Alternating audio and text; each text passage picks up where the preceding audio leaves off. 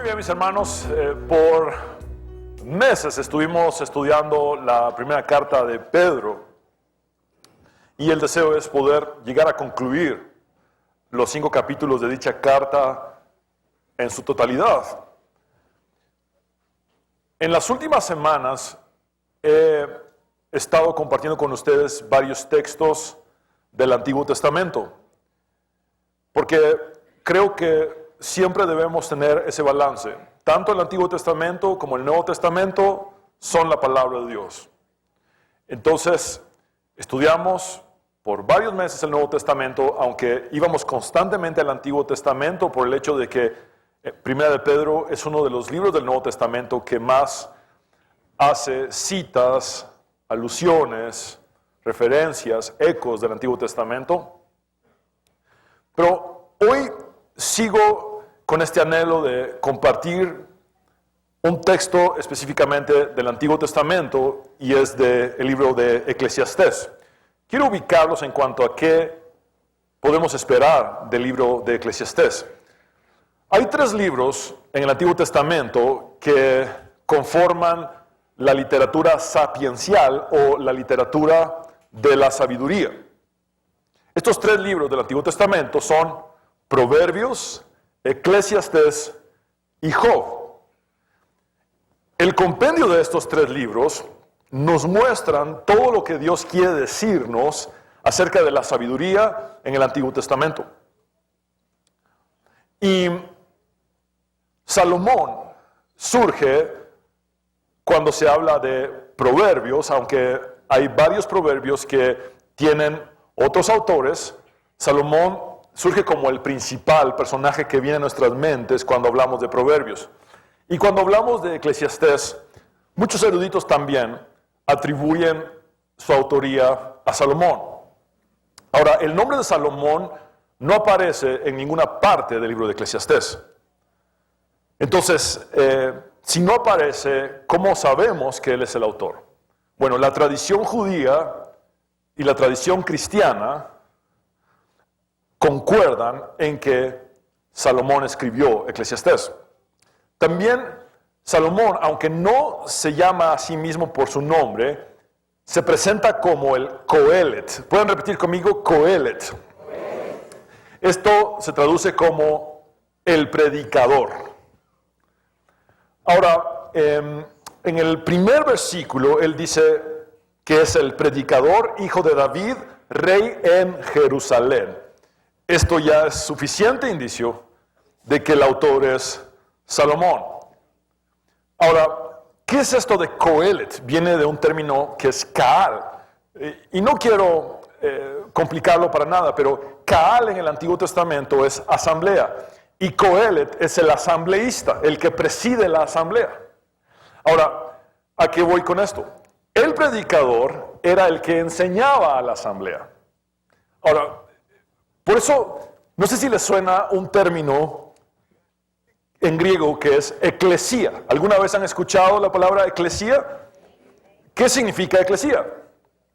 Iglesia, muy bien.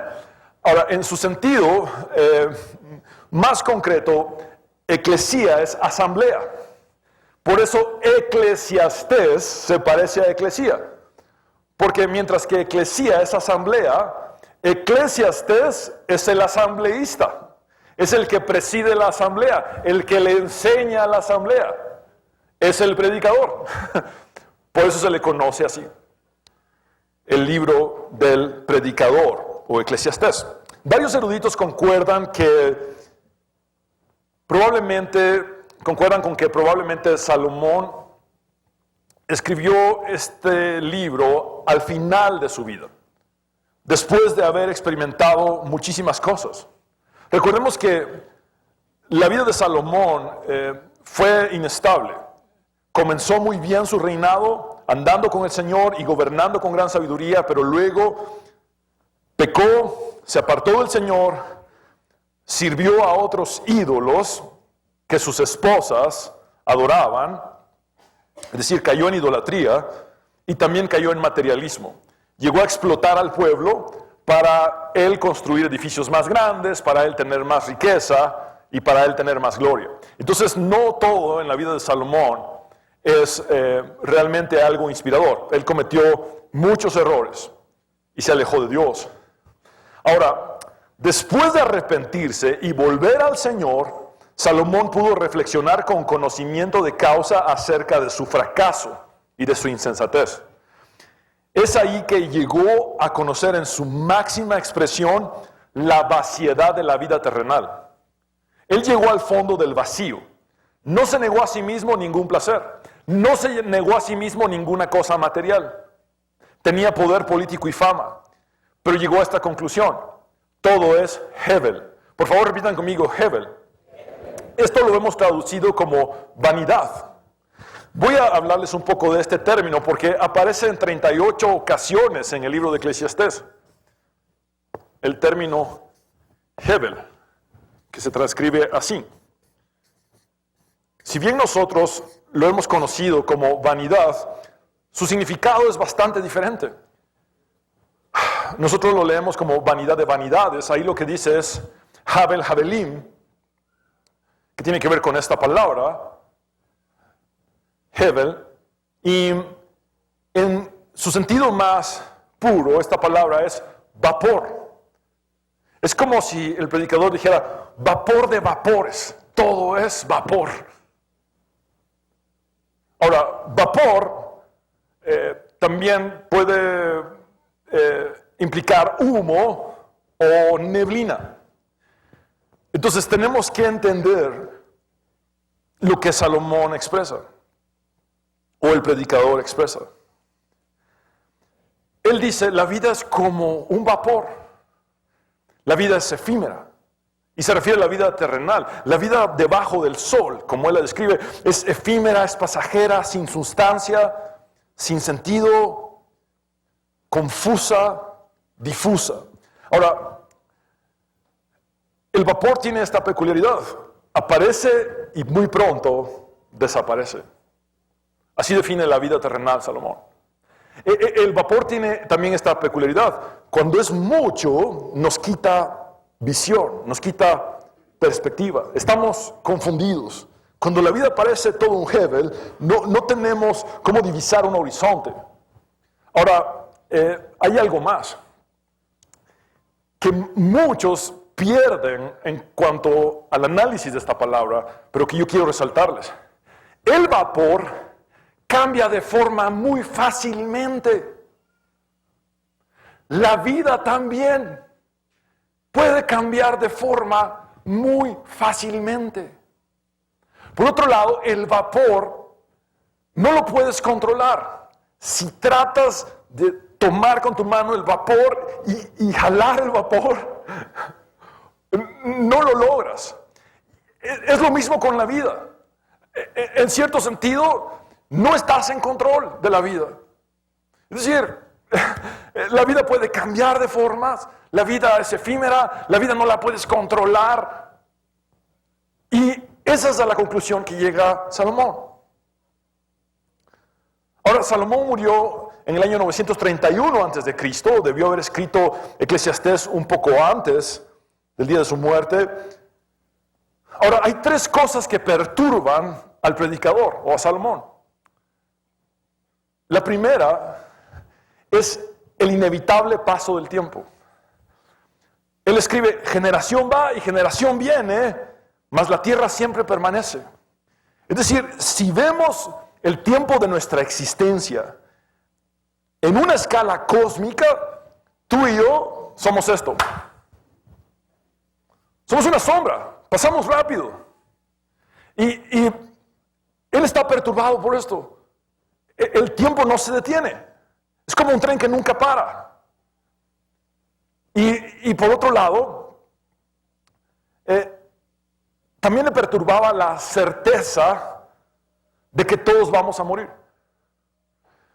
Es decir, él dice en el libro, los seres humanos y los animales, todos moriremos. Los sabios y los necios, todos moriremos. Los buenos y los malos, todos moriremos. Y lo tercero que le perturbaba era naturaleza aleatoria de la vida o la naturaleza impredecible o imprevisible de la vida. Es decir, él llegó a esta conclusión y dice, me fijé que en esta vida la carrera no la ganan los más veloces, ni ganan la batalla los más valientes, que tampoco los sabios tienen que comer, ni los inteligentes abundan en dinero, ni los instruidos gozan de simpatía, sino que a todos les llegan buenos y malos tiempos. Pareciera que la ley de la causa y el efecto no siempre funciona en una manera lineal. ¿A qué me refiero con esto? Él llegó a esta conclusión. El justo sufre, el sabio a veces carece de recursos. Y si no, puedes preguntarle a Job. Job es un libro de sabiduría. Job, siendo un hombre justo, habiendo sido muy próspero, llegó a perderlo todo. Y luego Dios lo restaura. Pero nota eso. Es como si Él dijera, ninguno de nosotros puede tener certeza de lo que ocurrirá mañana por el hecho de la naturaleza aleatoria o impredecible de la vida. Como ese vapor que no puedes tomar, que toma diferentes formas abruptamente. Ahora, la finalidad del libro de Eclesiastés no es hacerte perder la esperanza, porque ya me están viendo muy serios,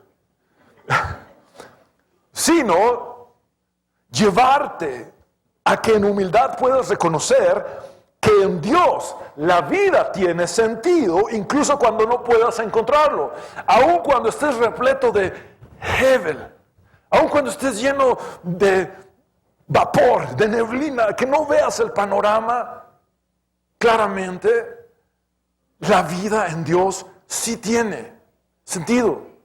Por eso el consejo de Salomón es, simplemente sigue temiendo al Señor y sigue obedeciendo sus mandamientos.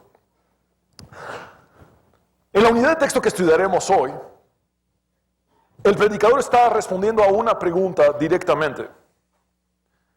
En el capítulo 6, el capítulo previo al que estudiaremos hoy, estudiaremos el capítulo 7 en los primeros 14 versículos.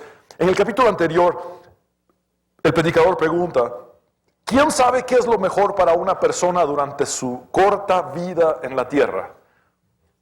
¿Quién sabe lo que es mejor para una persona durante su corta vida en la tierra? Y entonces, el capítulo 7 es la respuesta a esa pregunta. Ahora, ¿cómo es la modalidad de enseñanza? Eclesiastés hace colecciones de proverbios, pero el predicador los comenta. Entonces, la porción que veremos hoy tiene 7 proverbios que incluyen esta palabra, la palabra tov. ¿Pueden repetir conmigo tov en hebreo? Significa mejor que.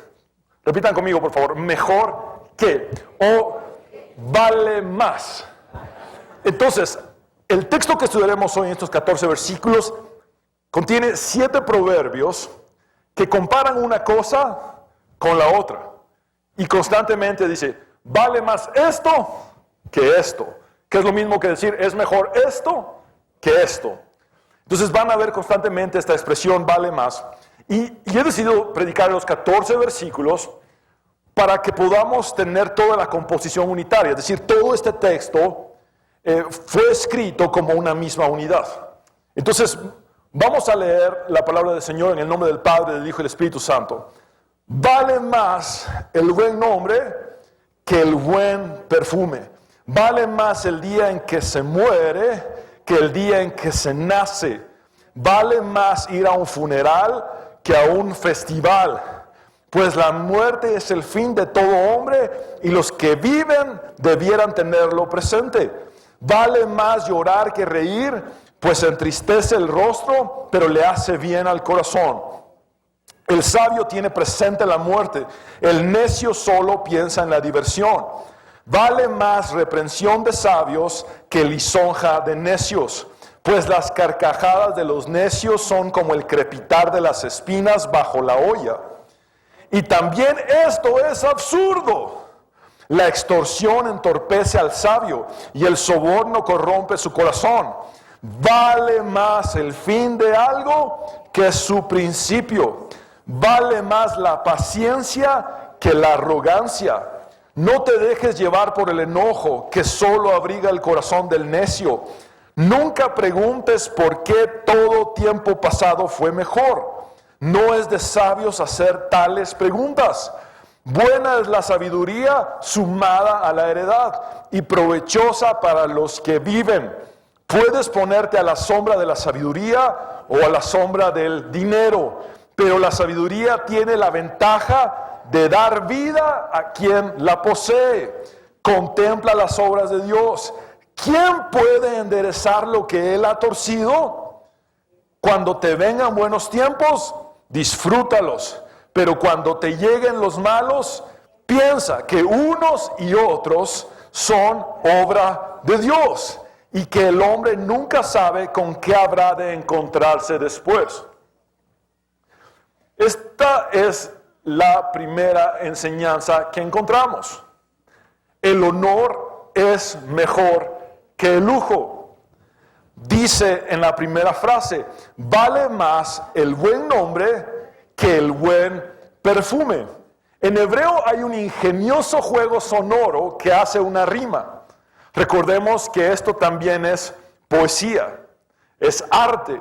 Y van a escuchar ustedes el sonido en hebreo y van a ver cómo hay un juego de palabras. Tov Shem Mishemem Tov. Tov Shem Mishemem Tov. Esto lo ha tratado de preservar la traducción en el lenguaje actual porque ellos tratan de rimar esta frase y ellos dicen, más vale ser respetado que andar bien perfumado. En la cosmovisión hebrea, tenemos que entender tanto lo que significa un buen nombre como lo que significa un buen perfume. Voy a empezar por definir lo que es el nombre. El nombre de una persona era sumamente importante. No se limitaba a una mera forma de llamarla, sino que expresaba de manera profunda la esencia misma de la persona, su naturaleza. Ahora, vean que aquí no está hablando solamente de un nombre, sino de un buen nombre.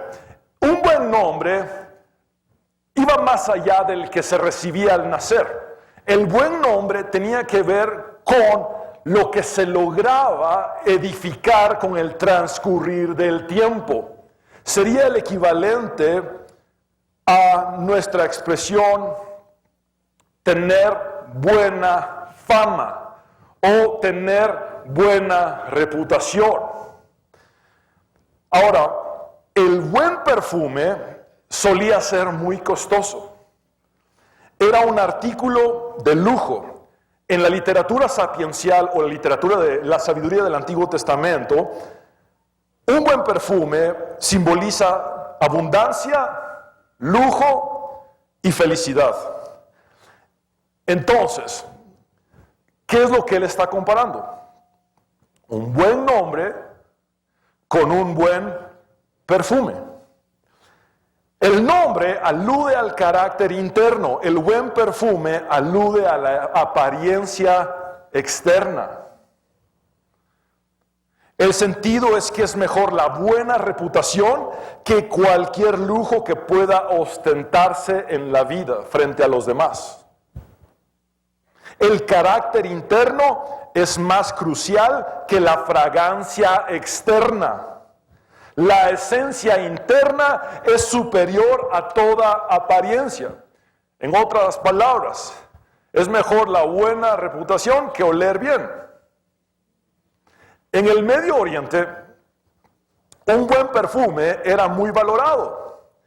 Y una persona perfumada podía atraer con su olor a los que estaban a su alrededor. Tampoco es malo oler bien, ¿verdad? Pero él lo que está haciendo es decir, si un perfume fino, en este contexto, en el que él escribe era sumamente atractivo. Mucho más atractivo es el tener una buena reputación.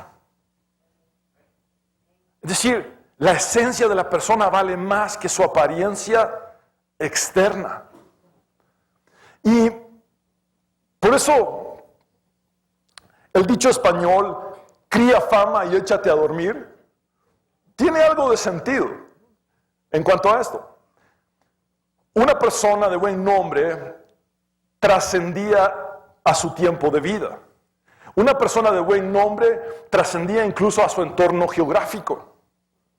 Y eso es lo que él está tratando de decir. El olor del perfume perece, pero un buen nombre puede permanecer después de que la persona incluso haya muerto. Ahora, esta es la segunda lección. El día de la muerte es mejor que el día del nacimiento. Dice, vale más el día en que se muere que el día en que se nace. Cuando una persona nace, realmente todo lo que se tiene acerca de ella son meras expectativas, buenos deseos e incluso incertidumbre. ¿Recuerdas la primera vez que cargaste a tu hijo en tus brazos? ¿O a un sobrino? ¿O a algún niño? ¿Y pensaste en su futuro? Eran simplemente pronósticos, expectativas. Ahora, cuando una persona ha vivido ganándose una buena reputación, un buen nombre, el día de su muerte es un día de recibir honor, porque deja un legado. Yo traté en mi mente de buscar la forma de explicar esto por medio de una ilustración. Y es lo que se me vino a la mente. Perdón, no tenía más que esta sola cabeza. El día de la graduación es mejor que el día de la inscripción al kinder. La muerte es la graduación de la vida. Y el nacimiento correspondería a la inscripción a la vida. Entonces, cuando una persona muere, pero ha dejado una buena reputación, el día de su muerte es mejor que el día de su nacimiento. Ahora, humanamente hablando, y estoy hablando en menos términos terrenales, una herencia es diferente a un legado. Nosotros entendemos en nuestro contexto como herencia aquellos bienes materiales que dejamos a las personas que amamos después de que morimos. ¿Estamos de acuerdo con eso? Pero un legado es más profundo. Un legado va más allá de dejarle algo a alguien. El legado deja algo en alguien. ¿A qué voy con esto? Cuando tú vives haciendo una buena reputación, creándote una buena fama, el día de tu muerte es un día de honra y dejas un legado que es mucho más profundo que una herencia material.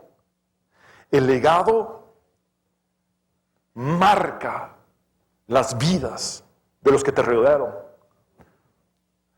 Pablo le dijo a Timoteo que en él estaba la misma fe de su mamá y de su abuela. Yo mismo soy el legado de la fe de mi madre y de mi padre. De la misma manera, tú debes dejar algo en tus seres amados. Tu fe debe estar impregnada en ellos. Tu amor por Cristo impregnado en tus seres amados. Tu pasión por Dios. Los principios con los que has vivido. Los valores que has perseguido. El ejemplo que les diste queda impregnado en ellos, más allá de tu tiempo de vida. El punto número 3. Un funeral es mejor que una fiesta. Dice el predicador, vale más ir a un funeral que a un festival. ¿Te imaginas que te encuentras con alguien y te dice, quiero invitarte a mi fiesta de cumpleaños, y tú le respondieras, fíjate que más que ir a tu fiesta de tu cumpleaños, yo quisiera ir a tu funeral? ¿Ven cómo en nuestras mentes cuesta ajustarnos a estos principios? Porque ¿quién va a preferir a un funeral que a una fiesta? Pero la sabiduría de Dios dice, vale más ir a un funeral que a un festival. Ahora, entendamos lo que Dios nos dice a través del predicador.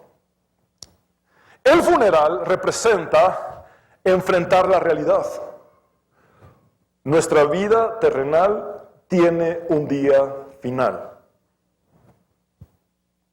La fiesta, en este contexto, simboliza escapar de la realidad. Cuando alguien está en una fiesta, generalmente no piensa en que se va a morir. Pero cuando uno está en un funeral, sí dice, yo podría estar ahí en algún momento de mi vida. Bueno, en el momento de mi muerte, más bien.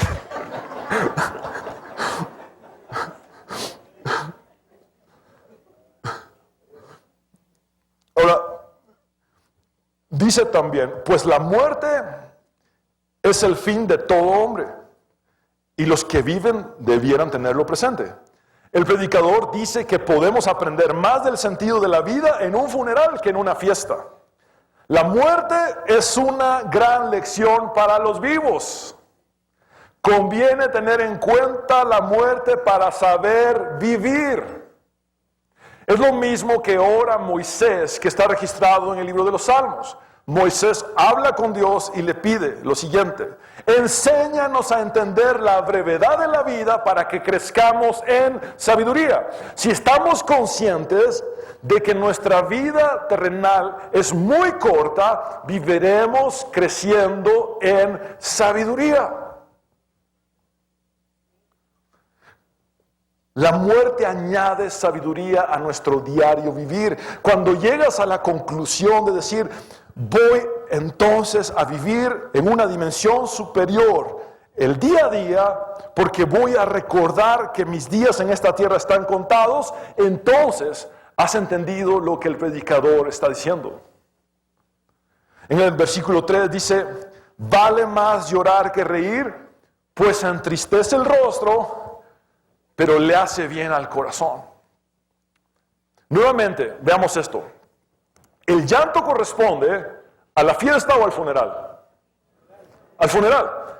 Y el mensaje de que es mejor ir a un funeral implica que es mejor enfrentar la realidad. Ahora, reír, ¿a qué corresponde? A la fiesta. Y el ir a la fiesta implica el escapar o evadir la realidad. Entonces, estoy consciente de lo siguiente: el enfrentar mi realidad puede llevarme a las lágrimas, pero hay algo bueno que puede salir de las lágrimas, y es que venga sanidad a mi corazón.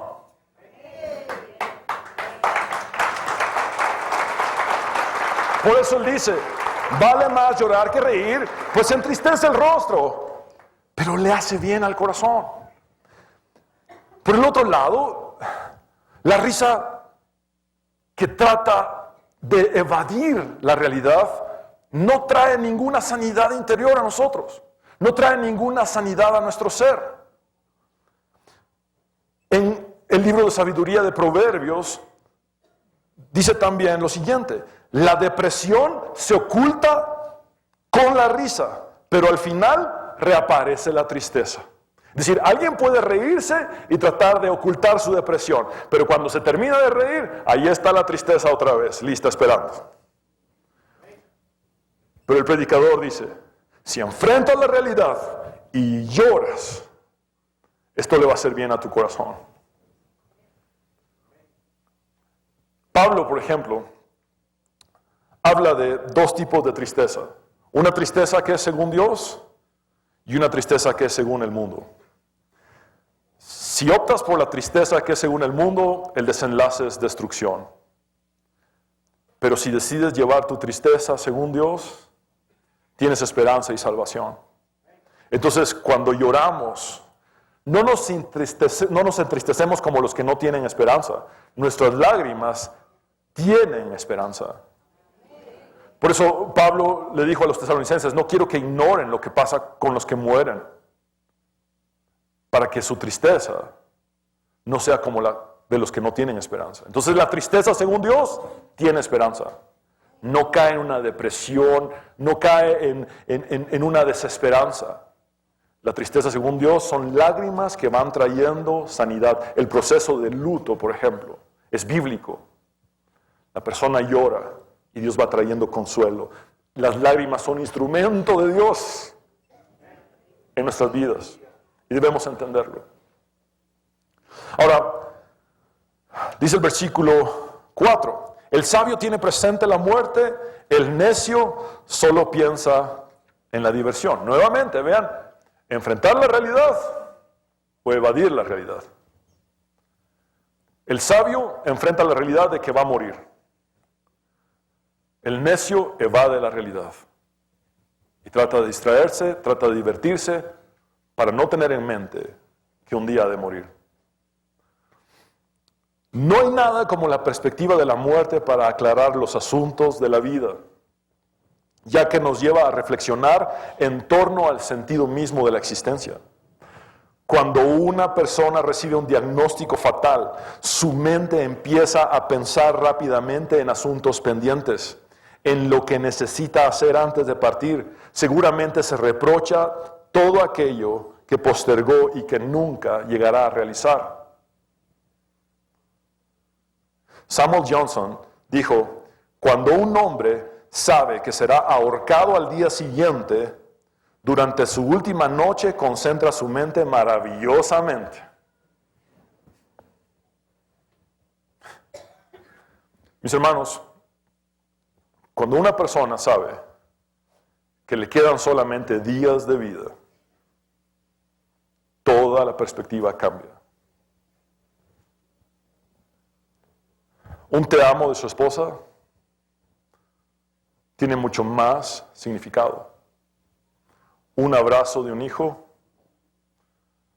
es mucho más intenso. Un plato de comida que dabas por sentado ahora representa algo más. Una actividad que quizá despreciabas, ahora la empiezas a valorar. Porque estás consciente de que el final de la vida terrenal se aproxima.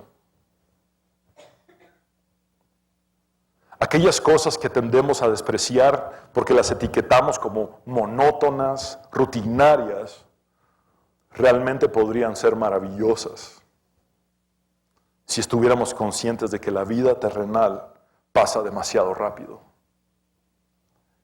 Y entonces empezaríamos a realmente valorar, a apreciar, a disfrutar mucho más todo aquello que erróneamente dimos por sentado o todo aquello de lo que nos quejamos equivocadamente.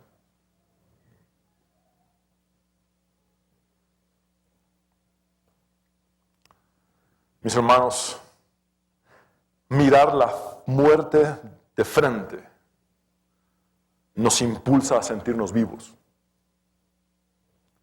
y a aprovechar la vida al máximo. Y esa es la invitación del predicador. Debes estar consciente de que tus días están contados. Y entonces valorar que Dios te ha dado vida en esta tierra y aprovechar el tiempo al máximo. Decirle a la persona que amas todo lo pendiente en tu corazón. Pedirle perdón a aquel con el cual no te has reconciliado. Hacerle saber a los demás acerca de la salvación que hay en Cristo. Tu vida cobra un sentido mucho mayor. Puede mejorar incluso en este momento. Si tan solo dices, muy bien, no voy a vivir más conforme a la sabiduría terrenal, sino que voy a vivir conforme a la sabiduría que viene de Dios. Y la sabiduría que viene de Dios me hace consciente de que mis días están contados. Por lo tanto, voy a vivirlos al máximo. Voy a dar todo de mí. Pablo dijo, gastaré todo lo mío y aún a mí mismo me gastaré. Porque él sabía que solo tenía cierto tiempo para cumplir con el ministerio que Dios le había entregado. La cuarta lección es que la reprensión es mejor que la adulación. Dice el versículo 5, vale más reprensión de sabios que lisonja de necios. La literatura sapiencial elogia a la persona que acepta la corrección, porque encara su realidad y conoce el potencial beneficioso de la disciplina para corregir aquello que está mal en su vida. Mientras que los halagos de los necios acarician el ego, evaden la realidad y no producen ninguna transformación, ningún cambio para bien. Hay muchas personas buscando un discurso complaciente hoy en día. Muchos quieren escuchar cuán buenos son y cuánto van a prosperar. Y se fijan demasiado en las cosas del mundo. Y pastor, dígame que yo soy un campeón, por favor. Campeón. Ay, gracias. Como si eso hiciera alguna diferencia. Mejor te digo lo que la Biblia dice. Y a lo que voy es a lo siguiente. Es preferible recibir una reprensión que una adulación. Dice el versículo 6, pues las carcajadas de los necios son como el crepitar de las espinas bajo la olla. Y también esto es absurdo. Y la palabra para absurdo ahí es esta, Hebel. También esto es simple vapor efímero, no dura nada, es vacío. Ahora, quemar espinos, para los que no tengan mucha experiencia en fogatas, les voy a explicar, pero generalmente cuando se quema un espino, truena, ¿verdad?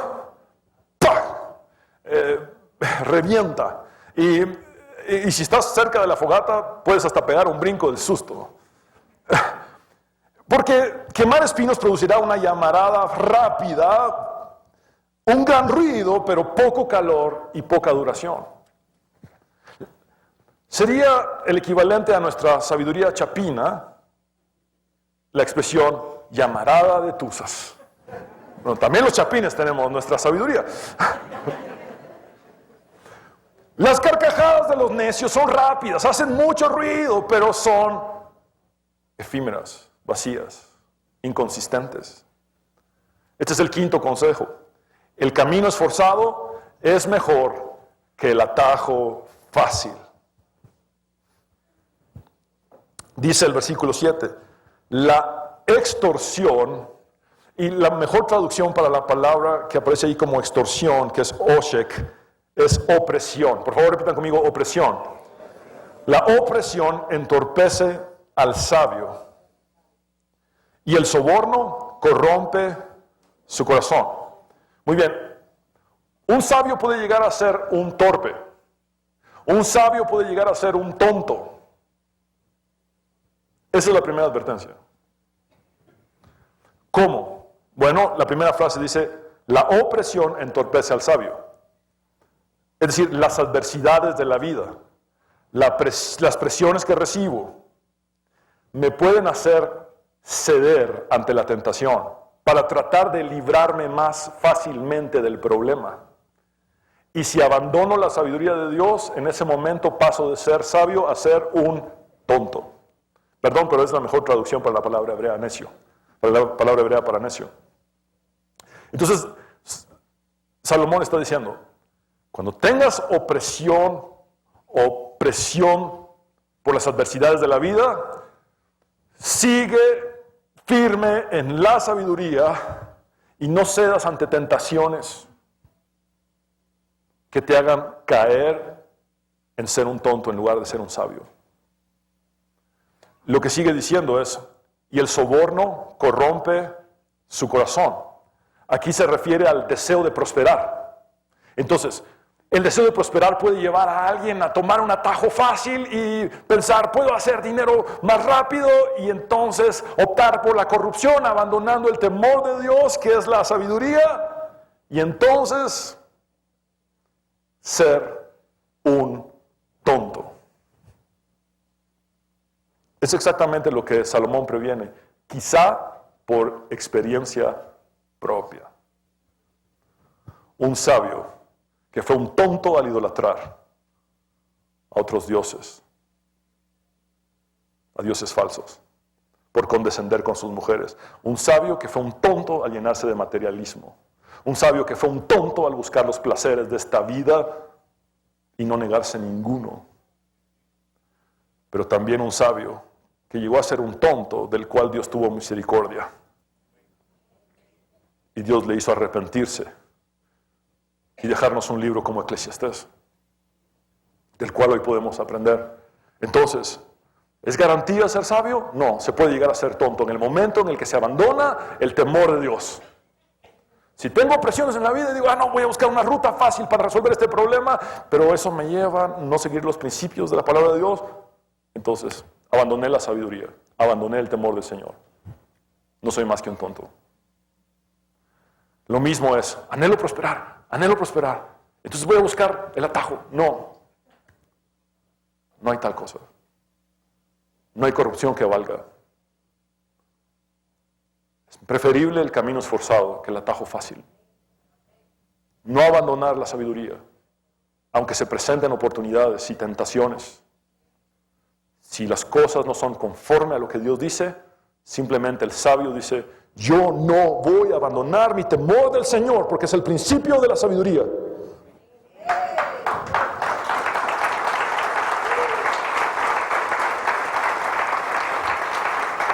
Por eso Pablo dice en el Nuevo Testamento, así que el que piensa estar firme, mire que no caiga.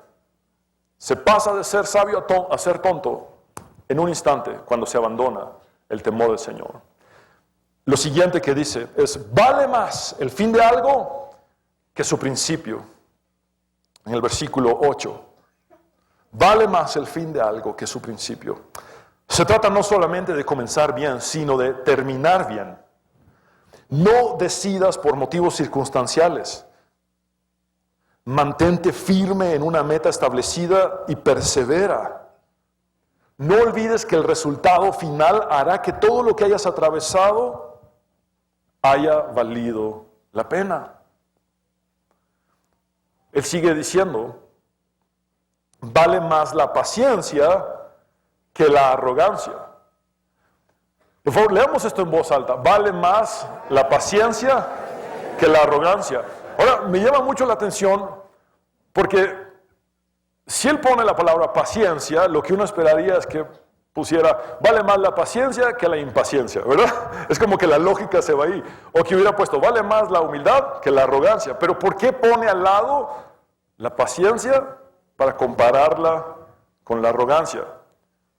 Y es un juego de antítesis, pero no estoy aquí para complicar nada. La paciencia es a la humildad, lo que la arrogancia es a la impaciencia. Entonces, el hombre humilde o la mujer humilde muestran paciencia. El soberbio, el altivo, el orgulloso es impaciente. La paciencia es fruto del Espíritu de Dios en nosotros. Entonces, él viene a decir, vale más el fin de algo que su principio. Es decir, no solo se trata de comenzar, se trata de llegar a la meta. Ahora, ¿cómo se llega a la meta? Siendo paciente, siendo humilde. El paciente es el único capaz de llegar hasta el final, no así el soberbio precipitado. La paciencia del humilde tiene más potencial para resolver problemas de manera efectiva que la presión inmediata y demandante del altivo o del arrogante. Tyler Lewis lo dice de esta manera, y lo cito textualmente: mejor es aguardar tranquilamente el curso de un asunto hasta su final y no juzgar y actuar hasta entonces, que proceder precipitadamente y con apasionada prisa y atraerse sus malas consecuencias. Versículo 9. No te dejes llevar por el enojo que solo abriga el corazón del necio. Nuevamente, si alguien es sabio, pero se deja controlar por el enojo, en ese momento se convierte en un tonto o en un necio. Entonces el sabio se mantiene firme, no deja que sus emociones lo controlen. No permite que el enojo le haga perder la perspectiva.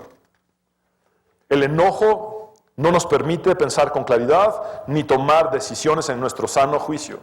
El enojo nos impulsa a la imprudencia. Por eso, el que permanece en la sabiduría, en el temor del Señor, no permite que el enojo dirija su vida, ni que le controle. Airaos, pero no pequéis. No se ponga el sol sobre vuestro enojo. Es decir, ¿se enoja un sabio? Claro que sí, pero no permite que el enojo o la ira lo controlen o lo dirijan en sus decisiones y acciones.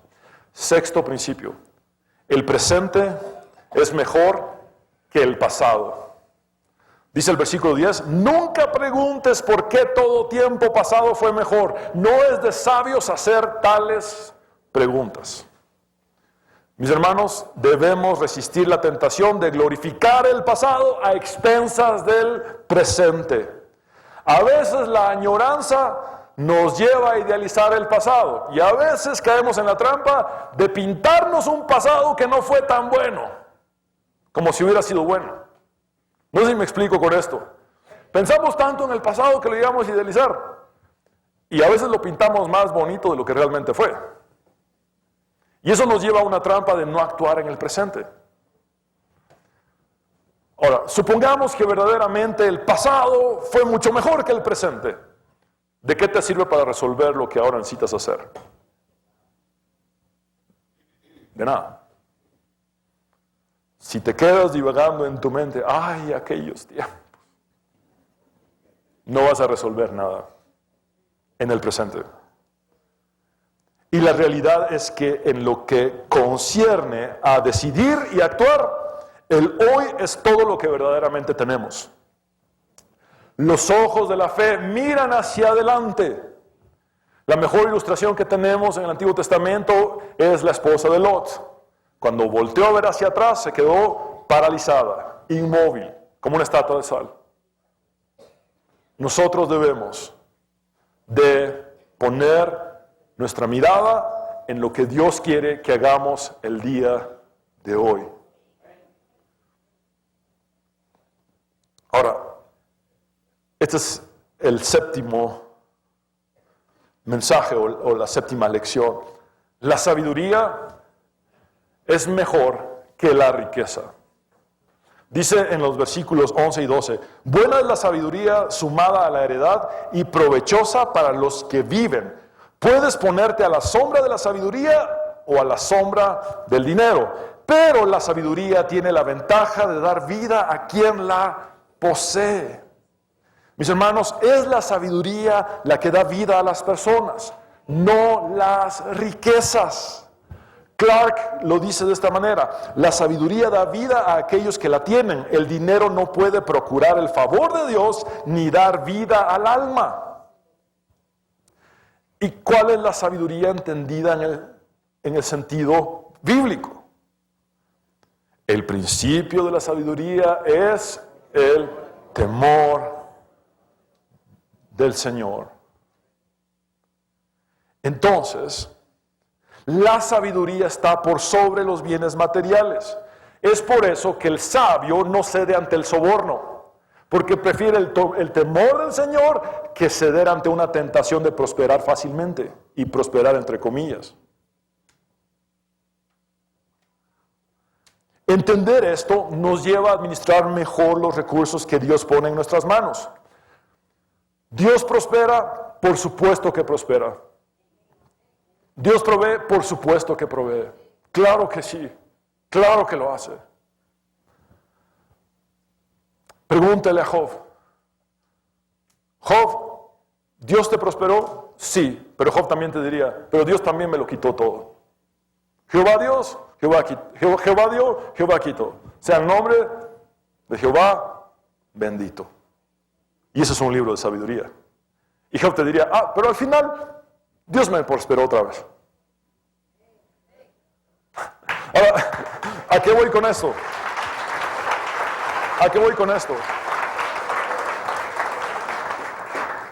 Por supuesto que yo anhelo que todos seamos prosperados. Como Juan escribe a Gallo, amado, anhelo que seas prosperado y que tengas salud, así como prospera tu alma. Yo anhelo eso de todos ustedes, o para todos ustedes. Ahora, ¿cuál es el centro de nuestra vida? ¿Cuál es el centro de tu vida? ¿El centro de tu vida es hacer dinero? ¿El centro de tu vida es buscar dinero?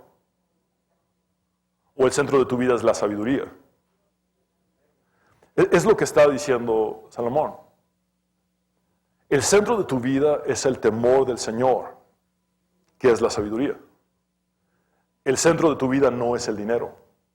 Ahora, Salomón habla de una combinación y dice, cuando tienes sabiduría, sabes administrar el recurso que Dios pone en tus manos. Y esa combinación es la que realmente funciona. La única riqueza que no añade tristeza con ella es la que Dios nos da. Es la que manejamos conforme a la voluntad de Dios. Es decir, sabiamente. David dice, y si tus riquezas aumentan, no las hagas el centro de tu vida. Dios puede prosperarte y darte mucho, claro que sí. Job te puede dar testimonio de eso, en un libro de sabiduría.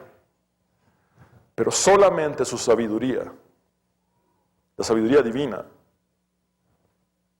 es la que produce vida en nosotros.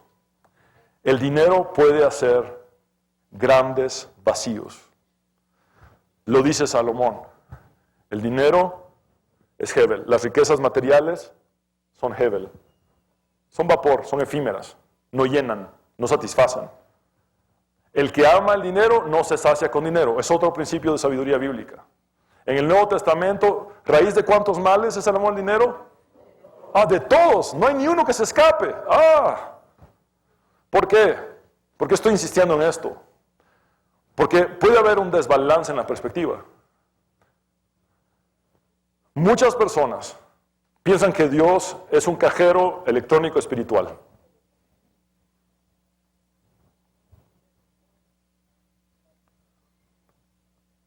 Y se limitan a pensar lo que falsos maestros les enseñan. Salud, dinero y amor, todo el tiempo, nunca hay pruebas. No. Si tienes pruebas es por falta de fe. Confésalo, decrétalo, decláralo. Todo está en tu boca, el poder de tu boca.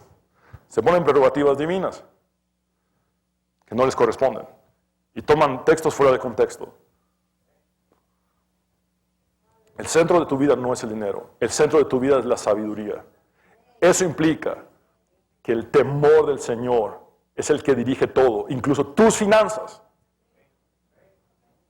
Tus finanzas. Las manejas en el temor del Señor, pagas impuestos. Eres un jefe honrado, honesto, justo. Cumples a tiempo. Honras los compromisos que tienes. Vives en tu vida financiera conforme a la sabiduría divina.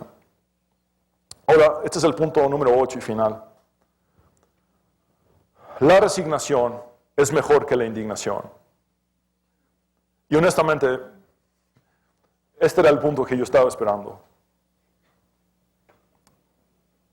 al que quería llegar con todo mi corazón. La resignación es mejor que la indignación. Dice en los versículos 13 y 14, vamos a ver el 13 primeramente, contempla las obras de Dios. ¿Quién puede enderezar lo que Él ha torcido? Muy bien, mira todo lo que Dios ha hecho. Mira todo lo que Dios ha hecho en tu vida. Ahora, ¿quién puede enderezar lo que Dios ha torcido? La respuesta es nadie, exactamente. Nadie puede. Ni Salomón con toda su gloria, ni Salomón con todo su poder político, ni Salomón con todas sus riquezas, ni Salomón con sus ejércitos y con todo lo que obtuvo, ni Salomón con todos sus placeres. Nadie puede enderezar lo que Dios ha torcido. Pero ¿cómo Dios va a hacer algo torcido, pastor? No, Dios todo lo hace perfecto, pero tú lo ves torcido. O yo lo veo torcido. Porque no está como me gusta. O no está como te gusta. Seguramente hay cosas que te gustaría que fueran diferentes. Y si dependiera de ti, las enderezarías en un instante. ¡Puf! Ya está como me gusta. Pero Dios dice, no, así no es. En mi soberanía es así. ¡Puf! En mi providencia es así. Y así se queda. Bástate mi gracia. Mi poder se perfecciona en tu debilidad.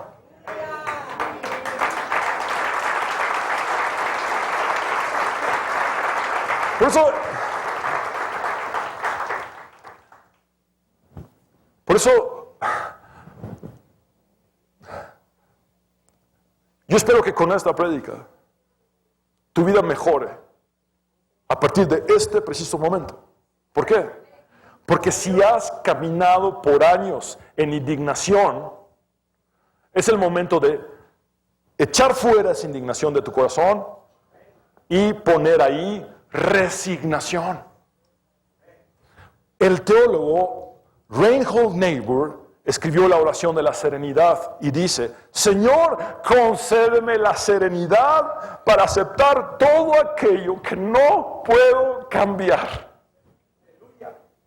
La fortaleza para cambiar lo que soy capaz de cambiar y la sabiduría para entender la diferencia entre estas cosas.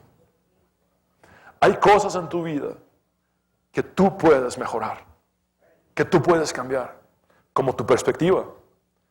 Abandonas la sabiduría terrenal y abrazas la sabiduría que viene de Dios. Eso mejora tu vida inmediatamente.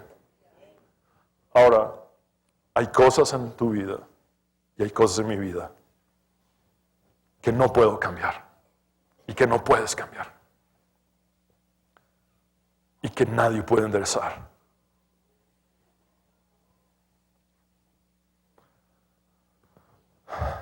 Y es ahí donde entiendes que estás bajo la soberanía absoluta de Dios, bajo el control total de Dios. Por eso dice el versículo 14, cuando te vengan buenos tiempos, disfrútalos, pero cuando te lleguen los malos, piensa que unos y otros son obra de Dios y que el hombre nunca sabe con qué habrá de encontrarse después. Y quiero dedicar este versículo a todos los falsos maestros del falso evangelio de la prosperidad. Y lo voy a volver a leer. Cuando te vengan buenos tiempos, disfrútalos. Pero cuando te lleguen los malos, piensa que unos y otros son obra de Dios, que el hombre nunca sabe con qué habrá de encontrarse después. Entonces no todo es salud, dinero y amor, como se predica desde tantos púlpitos en nuestra amada Latinoamérica. Job le dijo a su esposa, ¿qué? ¿Recibiremos de Dios el bien y el mal no lo recibiremos?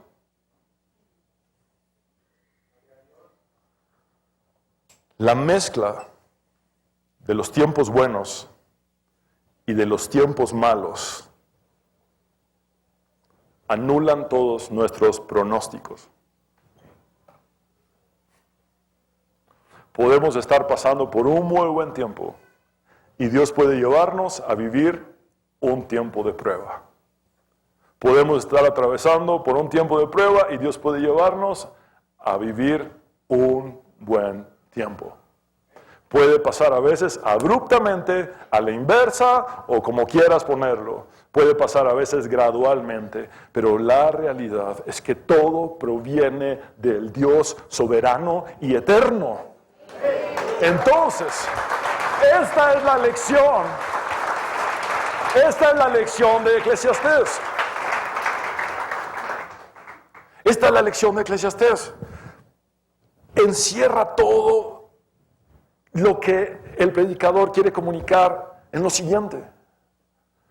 Es Hebel, es vapor, cambia de forma, no lo puedes controlar. Pero Dios controla todo. Dios está a cargo de todo. Los días buenos vienen de Dios, los días malos vienen de Dios.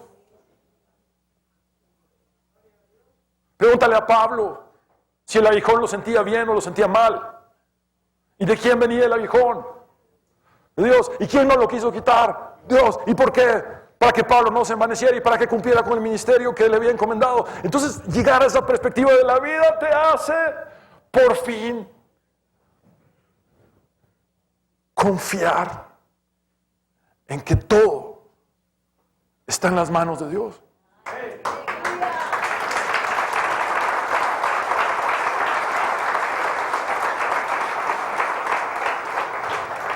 La certeza del cristiano es que los días buenos, en combinación con los días malos, cumplen el propósito divino de Dios en cada uno de nosotros.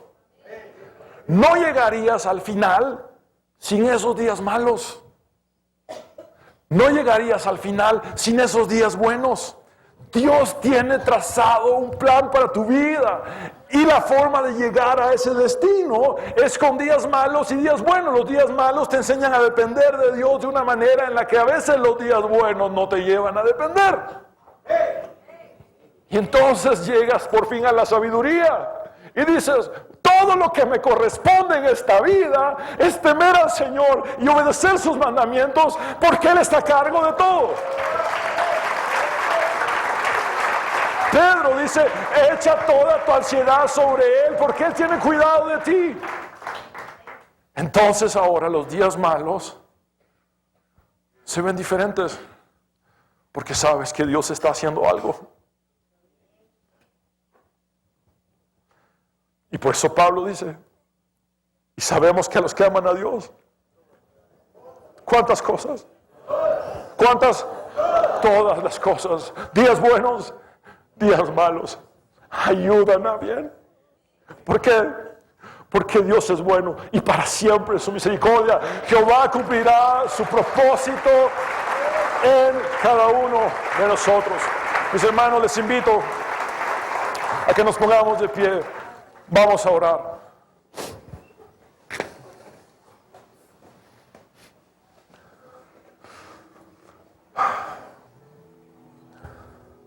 Señor, te damos gracias porque tu palabra es viva y eficaz y más cortante que toda espada de dos filos.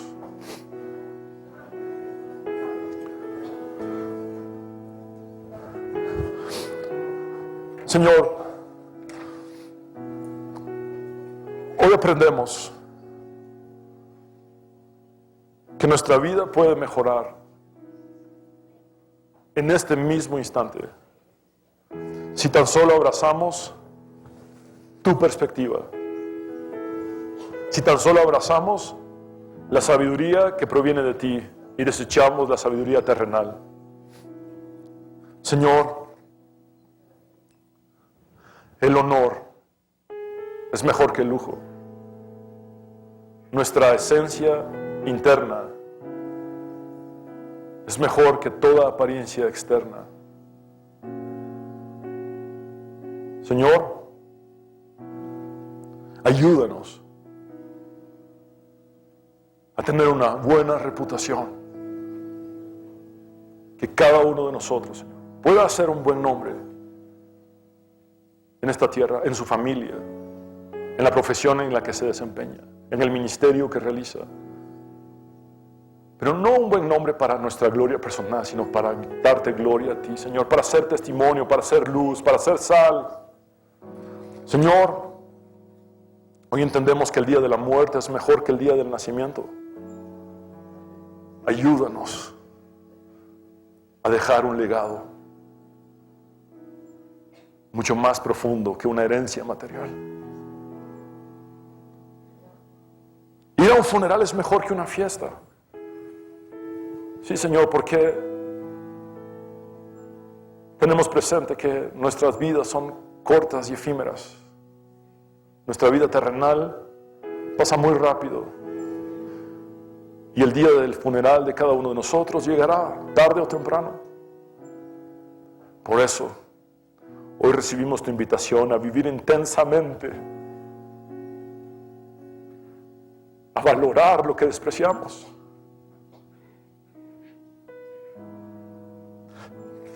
Hoy recibimos tu invitación, Señor, para vivir al máximo cada día que tú nos regalas con los que amamos. Ayúdanos a predicar el Evangelio, a alcanzar a los perdidos. Señor, la reprensión es mejor que la adulación.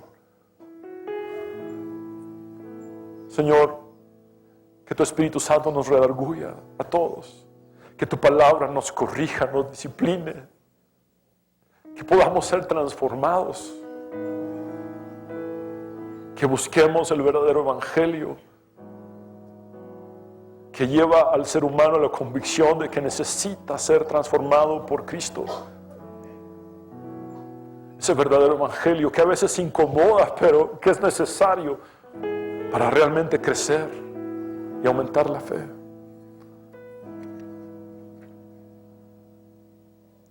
¿Y qué es lo más precioso que hemos recibido? Las buenas noticias de salvación en tu cruz.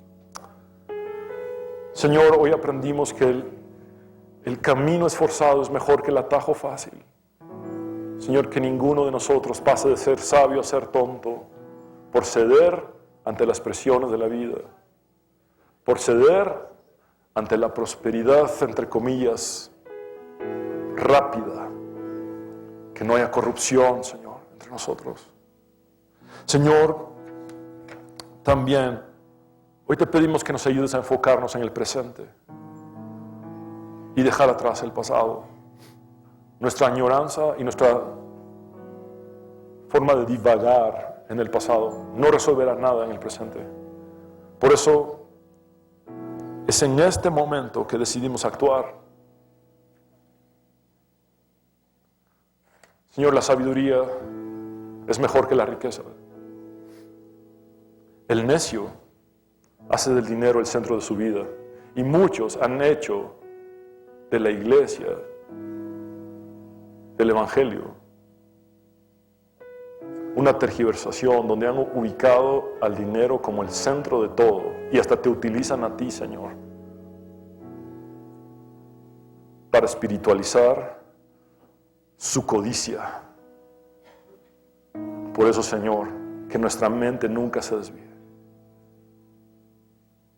que el centro de todo seas tú, que el centro de todo sea el temor del Señor para nosotros, que el centro de todo sea la sabiduría que proviene de ti y nunca, nunca el dinero, que la sabiduría solamente nos sirva para administrar el recurso que tú nos das.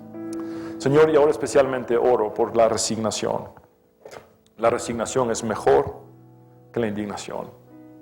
Quizá muchos de mis hermanos han pasado años en indignación. Señor, es vano luchar contra ti. Es vano cuestionarte.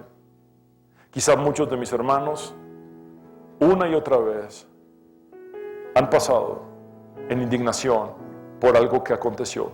La pérdida de un ser amado, la pérdida de un empleo, de alguna profesión, alguna quiebra económica, que les ha llevado en indignación constante y en cuestionamiento constante a Dios. Hoy desechamos toda indignación y abrazamos la resignación. Y te pedimos la serenidad para aceptar todo aquello que no podemos cambiar y que aunque no entendemos, sabemos que tú lo tornarás para bien, como todas las cosas.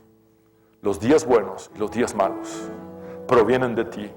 Por eso nuestra confianza está en que tú nos estás moldeando, tú nos estás haciendo crecer, tú estás aumentando nuestra fe, tú nos estás haciendo llegar a la estatura del varón perfecto a través de procesos diversos, distintos. Y todo esto para tu gloria y tu honra, Señor. Quiero hablar contigo, hombre y mujer que has venido sin Cristo. Tú que sabes que necesitas a Dios, haz esta oración de fe conmigo y ríndete a Él. Dile conmigo, como nunca antes le has hablado al Señor, dile: Señor Jesús, me arrepiento de todos mis pecados. Perdóname. Hoy reconozco que moriste en la cruz para salvarme y que resucitaste al tercer día para darme la vida eterna. Recibo tu perdón. Recibo tu salvación. Creo en ti, Jesús. En tu nombre, Jesús, hemos orado. Amén.